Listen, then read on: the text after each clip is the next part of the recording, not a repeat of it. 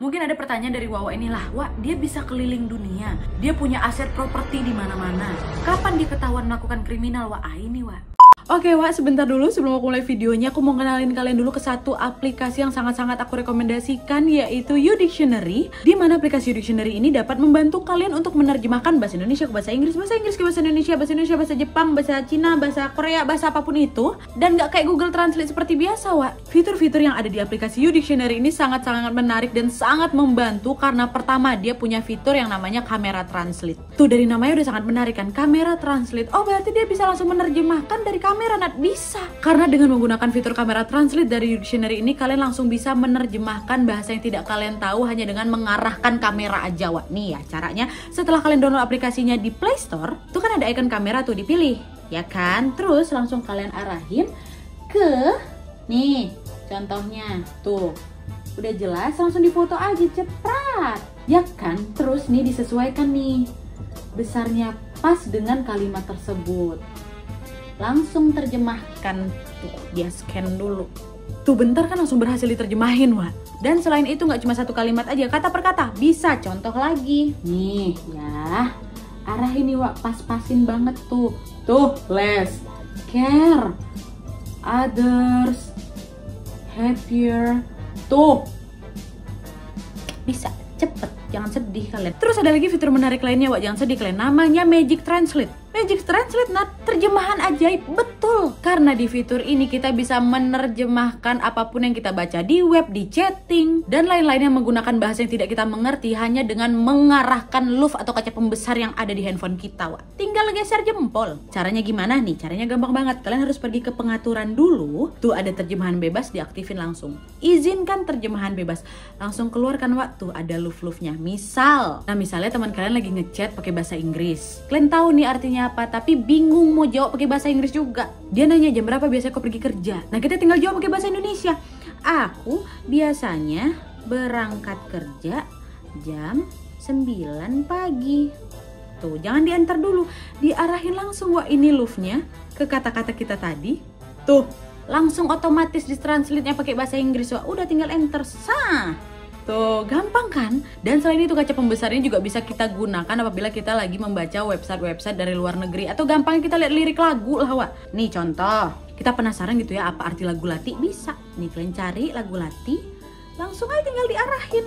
Nah, tuh udah, semua telah berubah, itu semua terjadi karena suatu alasan semua Wak. Tuh langsung diartikan sama dia, bentar banget, gampang banget gak sih cuy?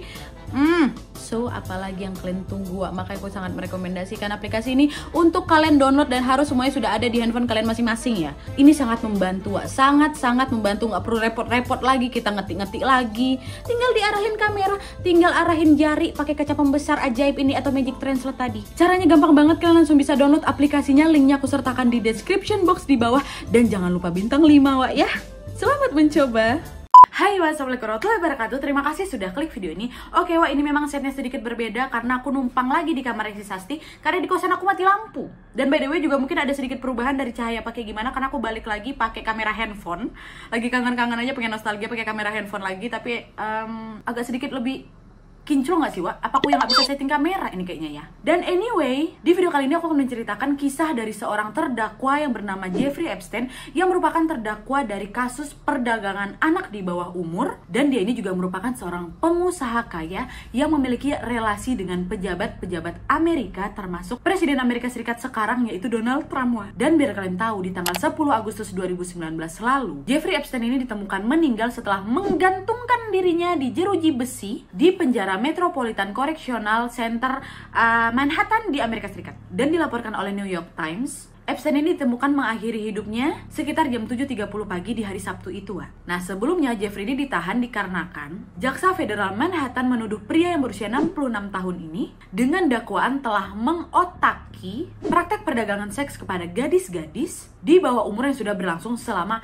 bertahun-tahun. Dan seperti yang aku bilang tadi, kalau memang si Jeffrey Epstein ini merupakan rekan dekat dari Presiden Amerika Serikat sekarang yaitu Donald Trump, di mana NBC pada tanggal 17 Juli 2019 lalu merilis rekaman video yang menunjukkan kedekatannya si Jeffrey ini dengan Donald Trump, di mana keduanya tampak saling bercanda di rumah peristirahat Trump di Palm Beach dalam sebuah private party gitu Wak. Dan diketahui bahwa di sana Epstein ini mendatangi puluhan gadis-gadis. Dan kabar serupa juga dikatakan oleh Washington Post yang menuliskan bahwa selama pesta private itu berlangsung, Trump ini kerap memeluk dan membelai para gadis-gadis yang dibawa oleh si Epstein ini, Wak. Nah, sebenarnya kasus si Epstein ini sudah mulai diselidiki dari tahun 2005 lalu dan sempat juga dipenjara beberapa bulan di tahun 2008. Tapi kemudian dibebaskan dan kemudian ditangkap lagi di tanggal 6 Juli 2019 atas tuduhan tadi, yaitu perdagangan seks anak di bawah umur. Dan sebelum aku masuk ke detail kasus yang dialami oleh Jeffrey Epstein ini, aku akan menceritakan sedikit latar belakang dari Jeffrey Epstein ya, Wak.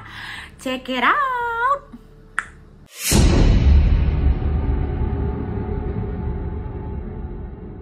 Nah, jadi Wak, Jeffrey Epstein ini lahir pada tahun 1953 di kota New York dari orang tuanya yang bernama Pauline dan Seymour J. Epstein. Orang tuanya ini menikah pada tahun 1952 dan ibunya ini bekerja sebagai pembantu sekolah, sementara ayahnya ini bekerja sebagai penjaga taman dan pekerja kebun. Jeffrey Epstein ini adalah anak tertua dari dua bersaudara, yaitu Epstein dan adiknya yang bernama Mark Epstein. Keluarga mereka ini tumbuh di lingkungan kelas pekerja di kota Brooklyn, Wak. Dan pada saat itu Epstein ini bersekolah di sekolah negeri setempat dan melanjutkan kembali di sekolah umum 188 dan berlanjut lagi di SMP Mark Twain yang tidak jauh dari tempat dia tinggal. Jeffrey Epstein ini lulus dari SMA tahun 1969 dari SMA Lafayette pada saat dia berusia 16 tahun. Dan setelah dia tamat SMA, dia ini kerap mengunjungi kelas-kelas di perguruan tinggi pada tahun 1971-an. Dan akhirnya di bulan September tahun 1971, dia pun ikut belajar di Institut Ilmu Matematika Cornell di New York University. Tapi nggak sampai lulus, Wak. Dia ini meninggalkan kampusnya tanpa gelar pada bulan Juni tahun 1974.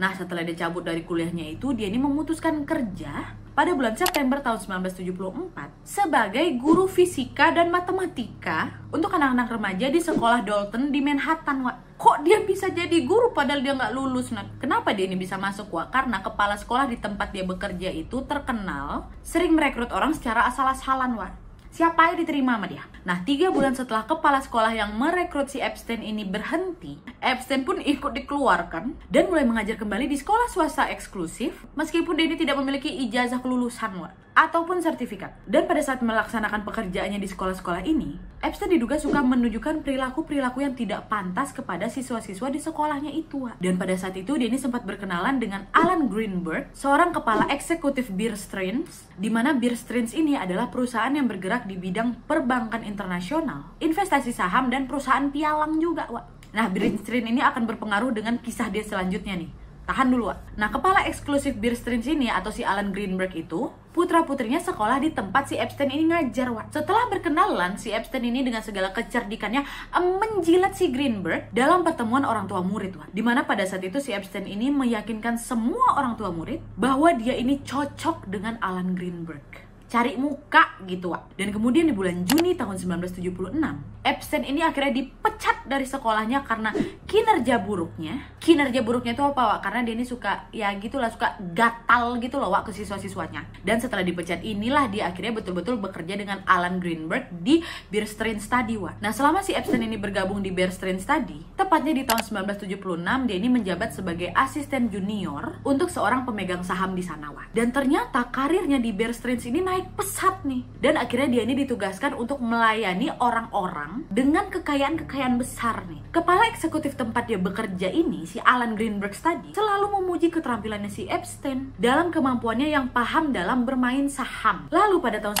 1981, dia pun akhirnya diminta untuk melakukan pengunduran diri dari perusahaan ini setelah dia didapati melakukan pelanggaran terhadap investasi saham milik kliennya. Dan beberapa bulan kemudian, tepatnya di bulan Agustus tahun 1981, Epstein pun mendirikan perusahaan konsultannya sendiri yang bernama Intercontinental Assets Group Inc. Di mana perusahaan konsultannya ini membantu klien untuk memulihkan uang curian dari makelar dan pengacara yang curang. Epstein menggambarkan pekerjaan ini sebagai pengguru hadiah tingkat tinggi, dan dia ini mulai show off lah ke kawan-kawannya. Dia bilang dia ini konsultan dari pemerintah dan orang-orang kaya untuk memulihkan dana penggelapan. Sementara di lain waktu dia ini juga bekerja sebagai klien yang menggelapkan dana juga, Wak. Nah, ada nih salah satu aktris dan pewaris Spanyol yang bernama Ana Obregon, adalah salah satu kliennya si Epstein yang sangat kaya. Dimana dia ini membantu si Epstein pada tahun 1982 untuk memulihkan jutaan kekayaan ayahnya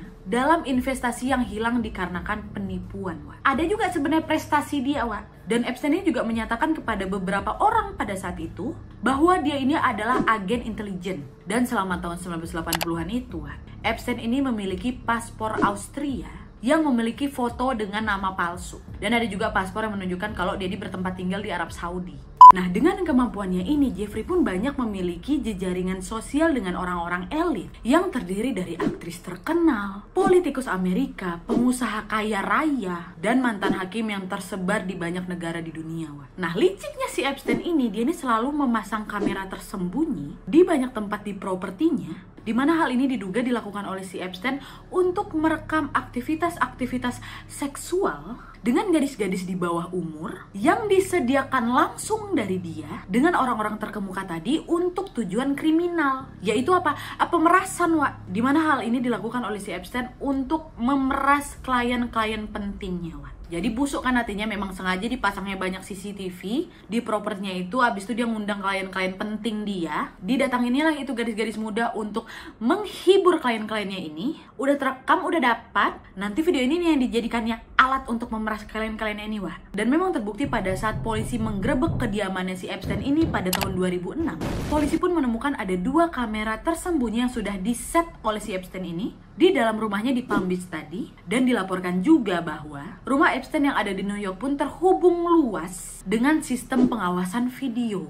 Seorang seniman yang pernah bekerja dengan Epstein pada tahun 1996 mengatakan, Epstein ini pernah menunjukkan kepada dia sebuah ruang media di kediamannya di New York, di mana ada orang yang ditugaskan oleh si Epstein untuk memantau aktivitas-aktivitas klien-klien pentingnya di balik kamera tersembunyi di seluruh properti milik Epstein. Dan ruang media ini diakses melalui pintu tersembunyi, di mana si Epstein ini pernah mengatakan bahwa ada laki-laki yang memang kutugaskan di ruang media itu, dan tugasnya hanya melihat aktivitas di rekaman toilet, kamar mandi, itu aja. Dan hal ini aku gunakan untuk memantau momen pribadi. Nah, Epstein ini diduga meminjamkan gadis-gadis muda tadi kepada orang-orang tertentu untuk mengambil hati orang-orang ini, untuk bisa mendapatkan informasi dan juga bisa memeras mereka, Wak. Epstein pun pernah mengkonfirmasi bahwa dia ini memiliki bahan perasan ketika diwawancara oleh seorang wartawan di New York pada tahun 2018 lalu. Dan dalam wawancara tanpa catatan itu, Epstein ini mengaku memiliki kartu as atau rahasia besar orang-orang kuat,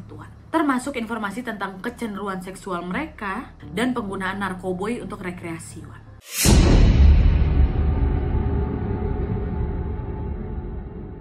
Nah, untuk kehidupan pribadinya si Epstein ini, selama menanjaki karirnya, si Epstein ini berteman dengan seorang wanita bernama Ghislaine Maxwell yang merupakan sosialita asal Inggris dan dirumorkan berpacaran dengan si Epstein ini, Dimana Ghislaine ini diundang untuk tinggal bersama si Epstein setelah ayahnya si Ghislaine ini meninggal. Selama tinggal bersama si Epstein, Ghislaine ini dilaporkan sering menyediakan jasa prostitusi yang kebanyakan para pekerja itu adalah anak-anak di bawah umur, Anak-anak ini dipilih oleh si Ghislaine untuk melayani si Epstein di mansion tempat tinggal mereka bersama. Ghislaine juga lah yang ditugaskan untuk memperkerjakan, memecat, dan mengganti-ganti pekerja di mansion itu. Dan by the way, Epstein ini memiliki jet pribadi yang mendapatkan julukan Lolita Express, di mana Lolita sendiri adalah sebuah istilah terkait orientasi seksual orang yang lebih tua kepada anak-anak di bawah umur, kayak pedofilia, istilah lainnya Lolita gitu. Nah, julukan Lolita Express ini diberikan oleh orang-orang yang selalu menyaksikan pesawatnya si Epstein ini mendarat di sebuah pulau pribadinya si Epstein, Dan banyak orang-orang yang tahu kalau di dalam pesawat itu adalah anak-anak di bawah umur. Dan pulau pribadi itu memang dibeli langsung oleh si Epstein, di mana menurut laporan beberapa wartawan, Epstein ini sering mengadakan pesta di pulau tersebut dan menghadirkan anak-anak untuk melayani klien-kliennya yang dianggap penting. Dan gak usah heran lagi orang ceweknya ngasih dia ke anak-anak. Dan pasti juga si Epstein ini sering mencabuli anak-anak yang dia bawa sendiri tadi. Dimana juga kadang dia ini memesan anak-anak tersebut dari penyedia jasa prostitusi selama dia terbang kemanapun di dalam pesawat pribadinya tadi. Dan seperti yang aku bilang di awal tadi, kalau memang si Jeffrey Epstein ini memiliki kedekatan dengan Presiden Trump kan? Ya memang betul, Dan di dalam sebuah wawancara ketika Presiden Trump ini ditanyakan kedekatannya dengan Jeffrey Epstein, Donald Trump mengatakan bahwa Jeffrey Epstein adalah pria yang hebat. Dia menyukai perempuan cantik sama halnya seperti saya. Dan beberapa di antara mereka masih muda. kata si Trump, Wak. Nah, kemudian, Wak, di tahun 2007, Presiden Trump ini juga sempat melarang Epstein untuk datang ke pesta-pesta yang diadakan oleh si Trump, karena Trump ini mendapatkan laporan bahwa si Epstein ini suka mengejar-ngejar gadis-gadis muda yang ada di dalam pesta itu. Nah, kalian tahu sendiri kan, koleganya si Jeffrey Epstein ini nggak main-main, Presiden Trump, Wak. Gak heran juga kalau memang si Epstein di kalangan mereka ini merupakan salah satu pengusaha kaya atau orang penting juga. Karena memang betul, Wak, si Epstein ini memiliki banyak mansion, apartemen, dan beberapa kantor yang dia beli sendiri hanya untuk karyawan dan model-model yang dia pekerjakan, bahkan tamu-tamu pentingnya, Wak. Gak cuma jam tas aja dikasih sama mereka, mansion, apartemen, kalian pikir aja. Tapi di balik ini semua, hal ini dilakukan oleh si Epstein supaya orang-orang tersebut tetap dalam pengawasannya, Wak. Ya kayak tadi itu, Wak, dia ini bisa mengawasi aktivitas mereka di balik kamera-kamera tersembunyi yang memang sudah dia sediakan di tempat-tempat itu. Dan juga ada beberapa rumah yang memang dia beli untuk bisa ditinggali oleh anak-anak di bawah umur tadi, Wak.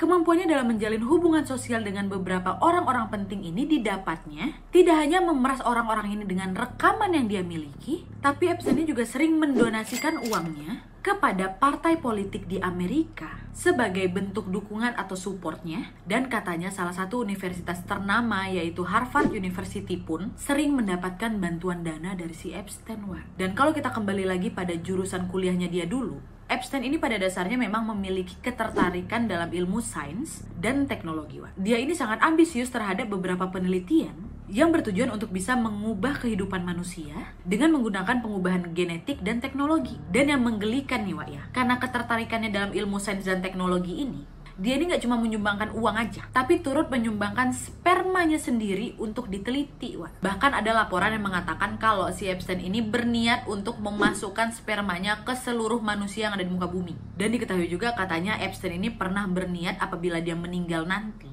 kepala sama alat kelaminnya dia minta bekukan, Wak. Nah itu tadi, Wak, informasi yang dapat aku sampaikan terkait latar belakangnya dari si Jeffrey Epstein ini. Sekarang kita masuk ke kasus pertama yang pada akhirnya bisa mengungkap kejahatannya ini, ya. Mungkin ada pertanyaan dari Wawa inilah, Wak, dia bisa keliling dunia, dia punya aset properti di mana-mana. Kapan dia ketahuan melakukan kriminal, Wak? Ini, Wak, kok mulus-mulus saja jalannya, Nat? Selain memang dia memang dia punya power, tapi seperti kalian tahu, sepandai-pandainya tupai melompat, akhirnya jatuh juga kan. Nah ini, Wak, sekarang kita akan masuk ke kasus pertama yang akhirnya berhasil mengungkapkan kejahatan dari si Jeffrey Epstein ini, ya, Wak. Check it out.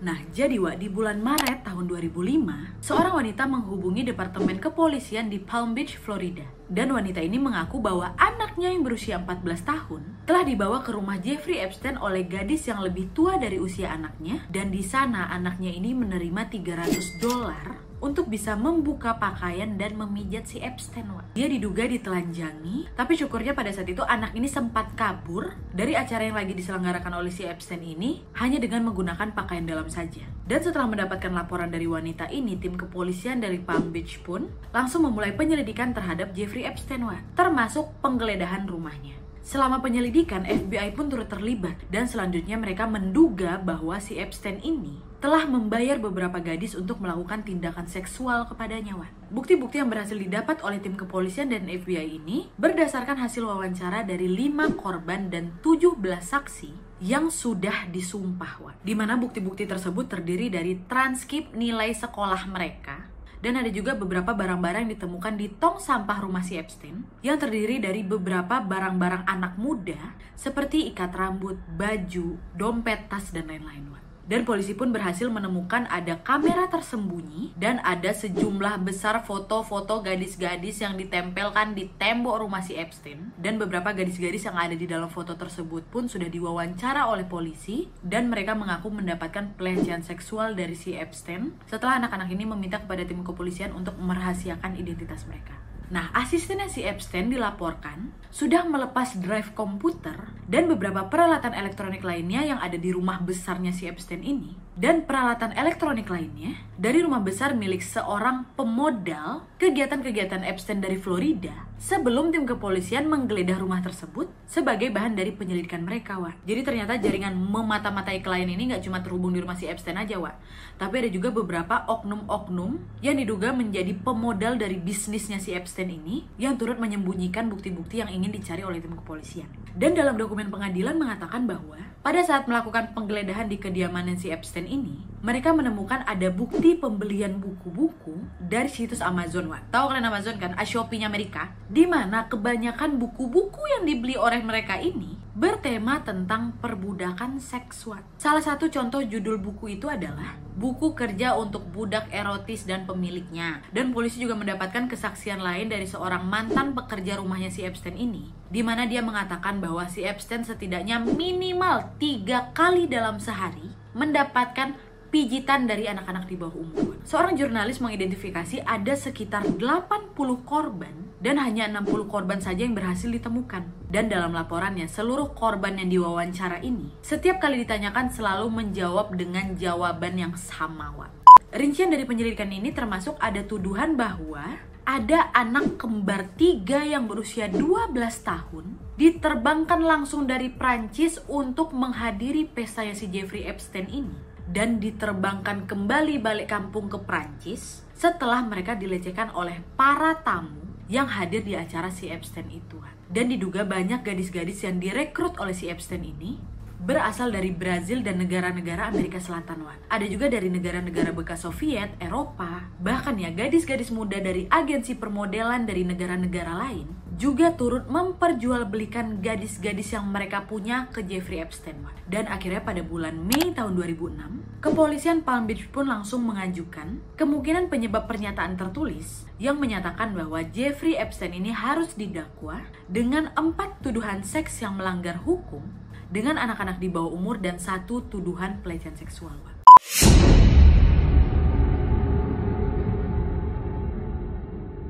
Lalu 2 bulan kemudian, tepatnya di bulan Juli tahun 2006, FBI pun mulai melakukan penyelidikan sendiri terhadap si Epstein yang dijuluki Operation Leap Year, dan hasilnya berupa dakwaan sejumlah 53 halaman yang ditujukan untuk si Epstein ini. Melihat dakwaan ini, para pengacaranya si Epstein segera membuat beberapa perjanjian kepada jaksa-jaksa yang sedang menangani kasusnya si Epstein ini, seperti lagi disogok gitu.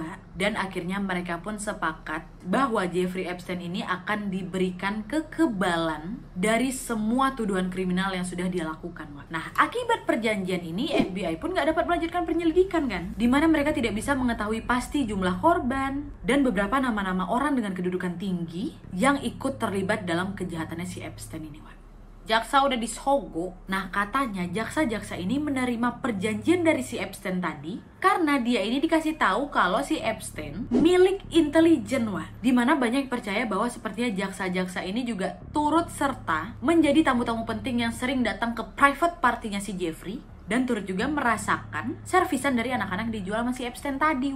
Dan setelah kejadian ini nih setelah mendengar kalau si Jeffrey ini dapat kekebalan hukum, makinlah orang percaya kalau memang si Jeffrey ini memiliki hubungan kuat dengan orang-orang yang berpengaruh. Nah, setelah tuntutan itu kan banyak orang yang protes kan, Untuk mengurangi kecurigaan publik nih, Jeffrey pun akhirnya setuju untuk mengakui bahwa dia ini bersalah di pengadilan negara bagian Florida atas 2 tuduhan pelacuran, mengaku sebagai pelanggar seks, dan bersedia untuk membayar ganti rugi kepada 30 korban yang sudah berhasil diidentifikasi oleh FBI. 2 kasus pelacuran tadi itu memang diakui oleh si Epstein hanya untuk menutupi semua tindakan-tindakan bejatnya yang masih banyak lagi tuh, dan juga untuk mengurangi kecurigaan publik sama dia. Dan akhirnya di pengadilan Florida itu pun hakim memutuskan membebaskan Jeffrey Epstein dikarenakan Jeffrey Epstein ini sudah memberikan ganti rugi kepada korban-korbannya. Dan ya, hakim mendesak korban-korbannya ini untuk bersabar dengan segala pelecehan yang sudah dilakukan oleh si Jeffrey Epstein. Ya memang iya sih harus bersabar, tapi nggak juga dilepas lah Pak Hakim. Nah ini nih inilah yang memang membuktikan bahwa si Jeffrey Epstein ini termasuk orang yang memiliki power di sana. Kebal dari hukum deh. Ya udah, akhirnya Epstein bebas, masih melanjutkan bisnis dia dan melanjutkan kembali kegemaran dia untuk menyewa anak-anak atau gadis-gadis di bawah umur.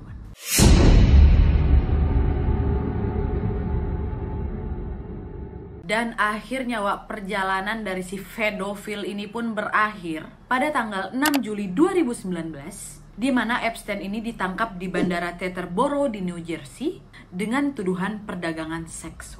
Dan setelah diadili, dia pun dinyatakan bersalah dan langsung dimasukkan ke dalam penjara Metropolitan Correctional Center di New York City. Setelah si Jeffrey ditahan, rombongan FBI pun kembali lagi memeriksa rumahnya si Jeffrey Epstein. Dan FBI memaksa membuka pintu rumah si Epstein yang ada di Manhattan. Setelah diperiksa, FBI pun menemukan bukti-bukti perdagangan seks yang dilakukan oleh si Jeffree Star. What's up everybody, welcome back to my channel. Hi, how are ya? Bukan Jeffrey Epstein. Jeffrey Epstein. Nih lah, untung aku tadi panggil Epstein. Udah, oke, next. Nah, di dalam rumahnya si Epstein ini, FBI menemukan bukti perdagangan seks seperti ratusan bahkan ribuan foto-foto sugestif seksual dari perempuan-perempuan yang bertelanjang sepenuhnya atau sebagian telanjang aja, wah. Dan hampir semua foto yang ditemukan oleh FBI ini menunjukkan foto-foto gadis-gadis di bawah umur, wah. 2 hari kemudian pada tanggal 8 Juli 2019, jaksa penuntut di pengadilan menuduhnya melakukan perdagangan seks dan perdagangan anak-anak di bawah umur untuk bisa berhubungan seks kepada klien-kliennya. Surat dakwaan juga menuduh bahwa ada lusinan gadis-gadis di bawah umur yang dibawa ke rumah besar Epstein langsung untuk melakukan pertemuan seksual dengan si Epstein. Setelah mendapatkan tuntutan itu di tanggal 23 Juli tahun 2019, Epstein ditemukan pingsan dengan luka pada lehernya, wah. Polisi mencurigai bahwa pada saat itu sepertinya Epstein ini berniat untuk mengakhiri hidupnya supaya bisa terhindar dari hukuman, wah. Tapi nggak berhasil. Dan berhasilnya di tanggal 10 Agustus tahun 2019, wah. Dimana dia ini ditemukan tewas gantung diri di selnya sendiri jam 7.30 pagi. Hal ini diduga dilakukan oleh si Epstein karena memang dia ini ingin menghindari hukuman dan juga sepertinya dia ini sudah tidak memiliki power lagi gitu, wah. Dan ada juga yang mengatakan bahwa sepertinya dia ini udah down, udah kayak nih aku nggak bisa bebas nih setelah dia mendengar tuntutan dari jaksa yang sepertinya tidak ada orang yang mau nge-backup dia lagi gitu, wah. Kayaknya ancaman-ancaman dia udah nggak berlaku lagi gitu. Nah, kalian masih ingat kan kekasihnya si Epstein itu, wah, Ghislaine Maxwell tadi, sosialita tadi tuh, nah, dia ini ditangkap karena meminta pelayanan prostitusi anak di bawah umur. Dan setelah diperiksa, dia pun diketahui paling tidak sejak tahun 1994 dia ini sudah berhasil membujuk banyak remaja perempuan di bawah umur untuk berhubungan seks dengan si Jeffrey Epstein, wah. Dan bahkan juga ya katanya si Ghislaine ini juga turut berhubungan seks sama si Epstein, sama si anak yang dia kasih itu. Jadi kayak main bareng gitulah. Nah, karena kematian si Epstein, para korban ini udah nggak bisa lagi meminta pertanggungjawaban kan. Gimana nasib mereka setelah dilecehkan oleh banyak kawan-kawannya si Epstein ini? Dan mereka pun meminta tim kepolisian untuk menyelidiki lebih lanjut orang-orang yang terlibat dalam perdagangan seks anak di Amerika itu, wah. Hal ini memang tidak berjalan mulus, wah, karena kalian tahu sendiri kan kalau memang si Epstein ini memiliki ikatan dengan orang-orang penting, orang-orang kuat gitu, pengusaha, politikus, pejabat. Pokoknya orang-orang kuat lah ya kan. Jadi memang tim kepolisian agak susah, wah, untuk menyelidiki lebih lanjut gitu. Bahkan ya beberapa orang mengatakan bahwa sepertinya si Epstein ini nggak mati. Dia sepertinya masih hidup tapi dibikin seolah-olah dia ini bunuh diri. Jadi sebenarnya predator anak ini bukan bunuh diri, tapi sepertinya kayak disembunyikan gitu loh, wah, untuk bisa memberhentikan betul kasus ini gitu loh, biar semuanya aman cenah. Bahkan nih, wah, ya, salah satu orang penting yang ikut dikait-kaitkan dengan kasusnya si Jeffrey Epstein ini siapa? Pangeran Andrew, wah. Pangeran Andrew dari Inggris, dia ini dituding sudah pernah melakukan hubungan seksual dengan remaja perempuan asal Amerika Serikat bernama Virginia Robert Gifford yang pada saat itu berusia 17 tahun. Virginia sekarang sudah berusia 35 tahun ini, dalam sebuah wawancara dengan BBC mengatakan detail bagaimana dia ini dipaksa melakukan hubungan seksual dengan Pangeran Andrew di London pada tahun 2001. Dan dia mengatakan sebelum seks dengan paksaan itu terjadi, dia ini direkrut dari perdagangan seks milik si Jeffrey Epstein, wah. Dimana awalnya dia ini dijanjikan untuk dipekerjakan sebagai karyawan penjaga penitipan tas, wah. Dan dalam wawancara itu Virginia ini juga meminta dukungan masyarakat Inggris supaya dia ini bisa mendapatkan keadilan, wah. Dan pada saat Pangeran Andrew dimintain keterangan, ya langsung disangkal lah sama dia. Dia menyangkal kalau dia ini sudah pernah melakukan hubungan seks dengan Virginia, cenah. Dia bahkan mengaku tidak pernah bertemu dengan gadis itu, walaupun beredar bukti sebuah foto yang menunjukkan dia ini memeluk Virginia, wah. Nah, foto ini didapat dari mana? Ya dari kamera-kamera si Epstein inilah. Dan sebenarnya Virginia ini juga sudah pernah melakukan pelaporan ke kepolisian Inggris pada tahun 2015 atas tuduhan kalau dia ini dijual oleh Jeffrey Epstein ke Inggris untuk bisa berhubungan seks dengan Pangeran Andrew. Namun yang terjadi, kepolisian Inggris tidak melakukan investigasi dengan penuh, wah. Jadi diabaikannya aja. Dan Virginia mengatakan setelah dia berhubungan seks paksaan dengan Pangeran Andrew, Virginia merasa ketakutan, malu, dan kotor, wah. Dia pun merasa dijebak dan menyadari bahwa dia ini sudah disalahgunakan oleh seorang keluarga kerajaan, wah. Kejadian ini terus membayanginya pada saat itu. Di wawancara juga dia menyebutkan bahwa mungkin juga dia ini keliru dalam penyebutan tempat dan waktu, tapi dia meyakinkan bahwa dia ini sudah menjelaskan sesuai fakta. Tapi apalah daya, baik Virginia ataupun korban-korban lainnya yang dipaksa untuk melayani Jeffrey Epstein dan tamu-tamu lainnya ini, banyak yang tidak mendapatkan pertanggungjawaban dikarenakan mereka ini berurusan dengan orang-orang yang memiliki power gitu. Tapi sebenarnya sampai saat ini pun banyak orang yang percaya bahwa sepertinya Jeffrey Epstein ini masih hidup dan kematian ini memang dilakukan hanya untuk mengalihkan perhatian publik dan melindungi beberapa oknum-oknum atau orang-orang yang memiliki power di balik perdagangan seks anak di bawah umur yang dilakukan oleh si Jeffrey Epstein ini. Oke Wak, jadi itu tadi kisahnya. Gimana menurut kalian? Apakah kalian sependapat dengan orang-orang tadi yang mengatakan bahwa sepertinya Jeffrey Epstein ini memang sengaja disembunyikan? Atau mungkin jangan-jangan dia nggak bunuh diri Wak, tapi dibunuh oleh oknum-oknum kuat ini supaya dia nggak buka suara, supaya foto-foto dia yang dalam partinya si Jeffrey Epstein ini nggak menyebar.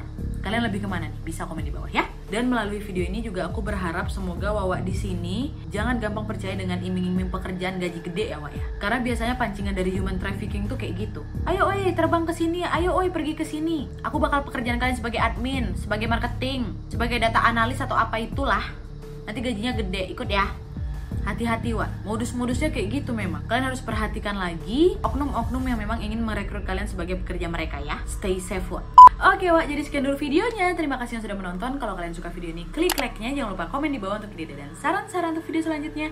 Jangan lupa nyalain notifikasinya supaya kalian tahu kalau aku upload video baru. And as always, jangan lupa untuk klik tombol subscribe supaya kalian sama-sama tahu informasi menarik dan menegangkan dari channel aku. See you next video Wak. Bye.